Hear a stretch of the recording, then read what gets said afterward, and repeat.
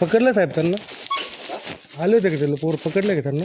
कोणाला पकडलं? आता आले शिवाय देत होते कोण पण? आता इकडं. कोण देत होतं?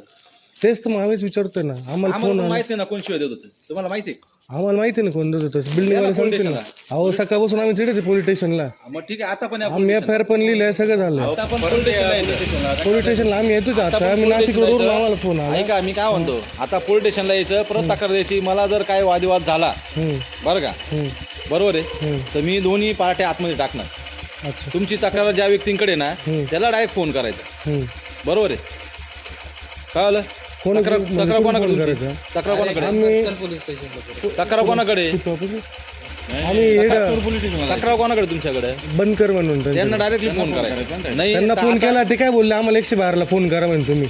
5-6 वेळेस येऊन गेलो, तेच करायचं काय? मी मला एक सांगा साहेब, आता यांना मारहाण केली, बायांना आता मारलं. काय करा, आता अधिकारी बसलेले, तुम्ही आता जाण तिथे तक्रार देऊन टाका. आम्ही आता तक्रार देऊन टाकतो. ठीक आहे. चालेल. मग काय नाही होईल तर मग माहिती आता हे का? बघा, नसेल त्याचं परत नसेल यांना उचलतो सीपी ऑफिसर ठेवतो, झोपा भाऊ तिथं. बरं का, आता ऐका, काय करणार, ऐका. सेफ्टीचं नाही यांना तर काही. मग त्याला एकच पर्याय आहे. नाही तिथं समजा नाही झालं ना आता काही. हे बघा एवढं माणसं काय तिथं सांगतोय त्यासाठी? शिवाय देत होते, गाडी आली डिपार्टमेंट बोलत नाही, त्यांना उचलून नेलं नाही, तर मग आता आम्ही करतो सीपी ऑफिसर जाऊन झोपतो आम्ही. आता काय होईल ते बघू मग.